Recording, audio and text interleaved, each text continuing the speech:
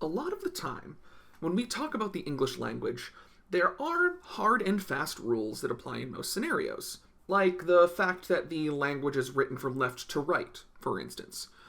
But there are also certain rules, beliefs, and even potentially myths that persist in our collective consciousness. These myths are more flexible, or even completely untrue. This video, and the series that it's a part of, will help educate you on some of the more common falsehoods, or points of confusion, that you'll often hear talked about in your English class. Welcome to our video series titled Top 5 Myths You Hear in English Classrooms. Gender-neutral pronouns and the singular they. This discussion is a bit more personal to people in the real world. It has its debate on the page, clearly, but it also directly impacts those around us. More recently, like in the most recent version of APA citations, publishing houses and academic fields that focus heavily on writing have been making a push towards the use of more gender-neutral language. If you were to pick up a book in the sciences, a textbook, or even a book on English composition from 40, or in some cases even 10 years ago, you might notice the use of the general he to refer to a multitude of different positions in the world. Doctors, students, teachers, congresspeople, and many other positions in the world were automatically assumed to be masculine or held by men, and were written as such. In the last decade or so, and even going back as far as, say, the late 2000s, early 90s, there was a push to include both the general she when referring to unknown parties, but also a move towards using more gender-neutral language such as the pronoun they when referring to a group. An extension of this idea comes in current conversations around gender studies and gender identity. You may have heard discussion in the news, had discussions with your friends or family, or even considered your own gender identity, and had a discussion about the idea of the singular they pronoun. Frequently, a problem arises when discussing the word they in English because, often, the word they has been used to encompass a group of multiple people historically. Where are my students? Are they coming to class today? What's been keeping them? But the beautiful thing about the English language is that it is a living language.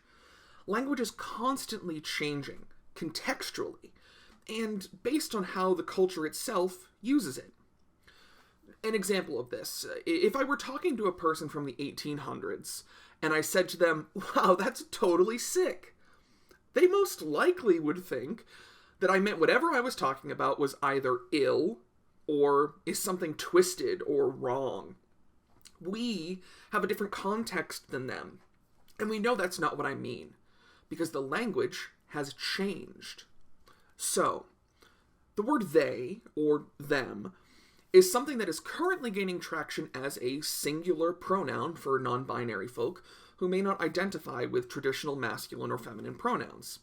But it's also important to note that this is not a new movement.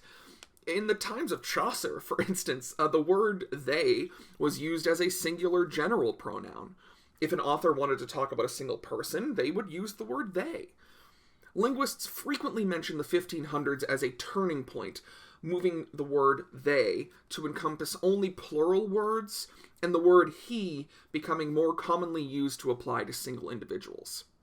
Grammarians of the time believed that the masculine he was more worthy of being used as a quote-unquote gender-neutral terminology to refer to individuals because it would be heard more frequently in public. Take from that what you will. But the singular they didn't just disappear. Cody Cotier wrote a fantastic article titled "People Have Used They Them as Singular Pronouns for Hundreds of Years" that explains all these concepts far better than I can, and far more succinctly than I'm able to in this short video. They really lay it out well, in a well-researched, historical, and cultural manner that helps you grasp how the language has changed, and is currently changing again. Beyond the grammatical correctness of the singular they them, you, or other people you may know, might use they them as their personal pronouns. They them, as a pronoun, replaces the traditional he him or she her binary when referring to a person's gender. Along with other neo-pronouns that we're not discussing here, the pronouns they them often highlight a person's lack of identification with the traditional binary idea of gender. As our understandings of gender as a spectrum expands and becomes more common knowledge, it becomes more commonplace to see people who identify somewhere between or outside of the traditional man-woman dynamic. You may see folks identify solely as non-binary by using they, them, or by using a combination of traditional and new pronouns. Some examples being she, they, he, they, she, he, they, she, they, or Z. To wrap up, maybe ask yourself this question. Regardless of how I feel about referring to someone in a gender-neutral way or using a gender-neutral form of language in my writing, what matters more? Grammar rules, or affirming how someone sees themselves, how they identify? Everyone uses the singular they, whether they realize it or not. The singular they has been around forever. In fact, I have purposefully used it at least 3 or 4 times in this video to refer to individuals, one person.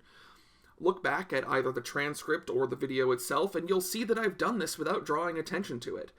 You may have noticed because it's the topic of the video, but you may not have. That's because it's common. It's been here forever. It's not new. Besides, the folks over at the Oxford English Dictionary, the Associated Press, the American Psychological Association, the Modern Language Association, and the National Council of the Teachers of English all agree it's grammatically correct. That is a lot of people who say a lot of things about writing that we believe to be true. I think they might be worth listening to. Thanks for watching.